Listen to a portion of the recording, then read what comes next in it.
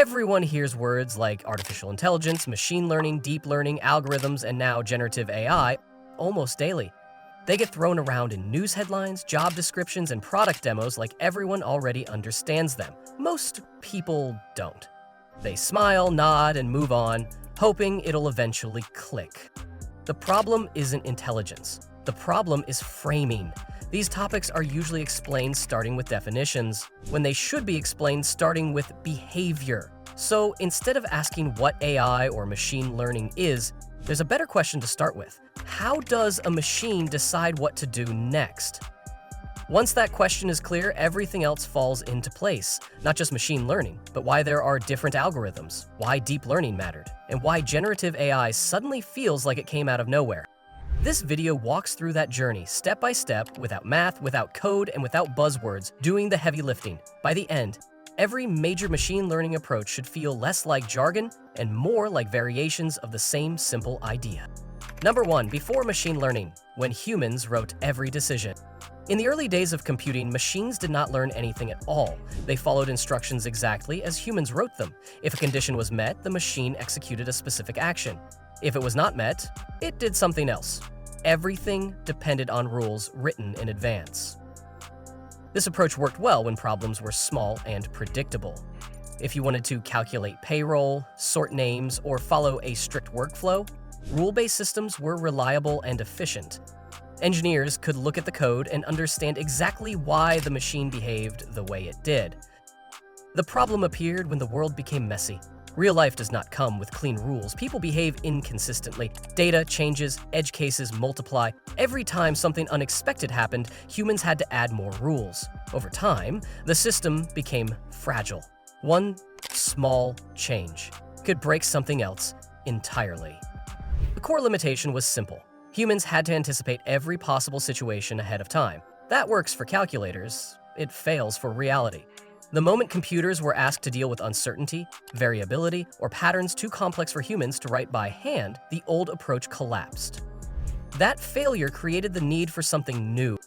Number 2, machine learning, letting machines find the rules.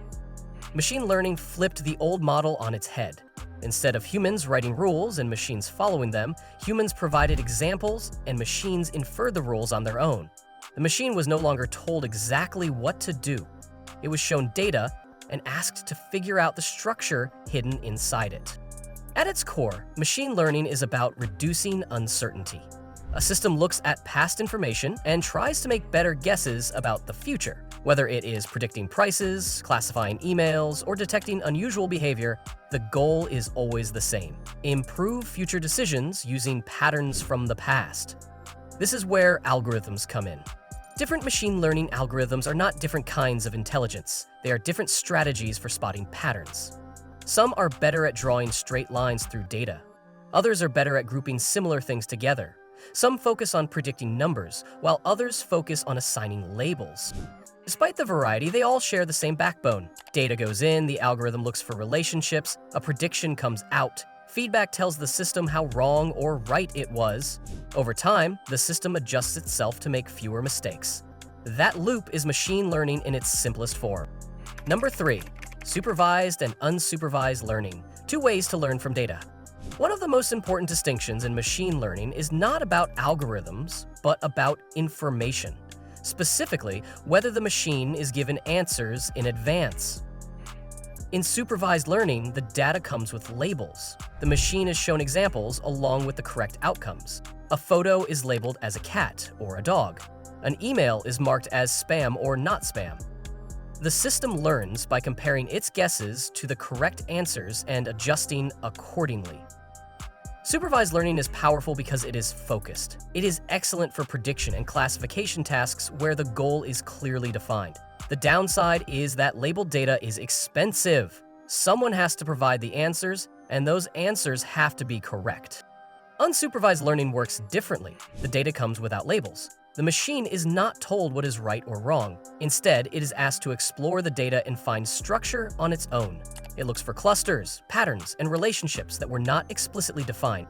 This approach is useful when you do not know what you are looking for yet. It helps uncover hidden structure, detect anomalies, and summarize complex data sets. In practice, Real systems often combine both approaches, using unsupervised methods to explore and supervised methods to refine. Number 4, deep learning, when machines learn what to pay attention to. Traditional machine learning still relied heavily on human guidance. Engineers decided which features mattered. They chose what inputs the algorithm should focus on and how those inputs were represented. That process worked, but it introduced bias and limitations. Deep learning changed that by introducing neural networks with many layers. Instead of humans deciding what features mattered, the system learned them automatically. Early layers detected simple patterns. Later layers combined those patterns into more abstract concepts. This layered structure allowed machines to handle raw data directly. Images, audio, and text no longer needed heavy manual preprocessing. The system discovered useful representations on its own, often in ways humans could not fully explain. The trade-off was transparency. As models became deeper, their internal logic became harder to interpret. The system still followed mathematical rules, but the sheer number of interactions made it difficult to trace decisions back to simple explanations. Deep learning did not replace machine learning, it expanded it. It used the same learning principles, the same feedback loops, and the same goal of reducing uncertainty. The difference was scale, flexibility, and autonomy.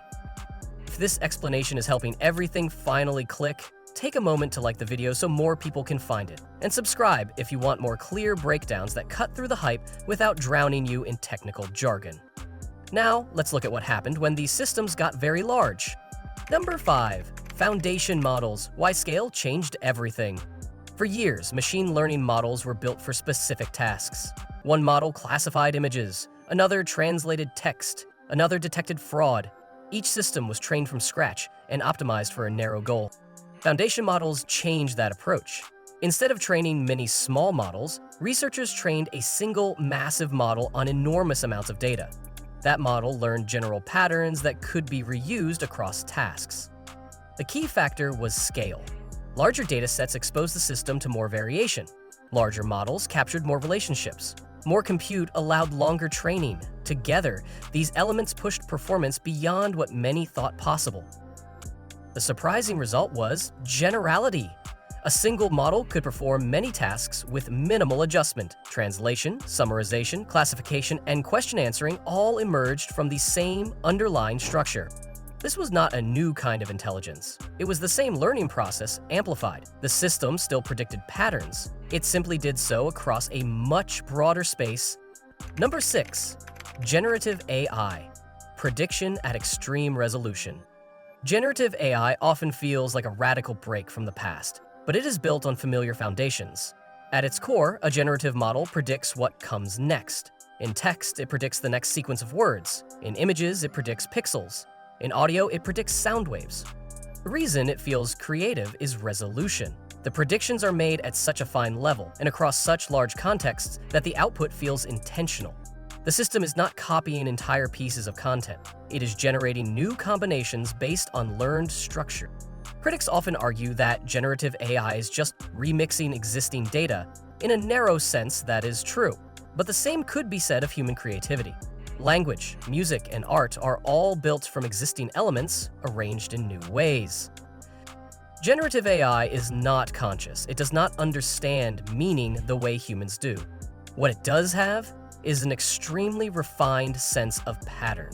That pattern recognition, scaled up, produces outputs that feel remarkably human. Number 7. Putting it all together. One map, many tools. When you step back, the landscape becomes clear. Artificial intelligence is the goal. It represents the ambition to create systems that behave intelligently. Machine learning is the method. It provides the tools for learning from data. Deep learning is an engine within that method, enabling systems to learn complex representations. Generative AI is the visible outcome of applying these tools at massive scale. Every algorithm fits somewhere on this map. They are not competing ideas, they are complementary strategies for making decisions under uncertainty. What changed over time was not the fundamental principle, but the amount of data, compute, and feedback available. Once those elements reached a certain threshold, the results appeared dramatic. In reality, they were the natural consequence of steady progress. If these topics ever felt confusing, it was not because they were too complex, it was because they were explained as isolated concepts instead of parts of a single story. When you focus on how machines decide, everything lines up naturally. Machine learning algorithms are not magic. They are tools for finding structure in data and using it to make better decisions. Generative AI did not come out of nowhere. It emerged from the same foundations, pushed to an unprecedented scale. Understanding that structure matters more than memorizing terms. Once you have the map, the labels stop being intimidating. They become familiar landmarks in a system that finally makes sense.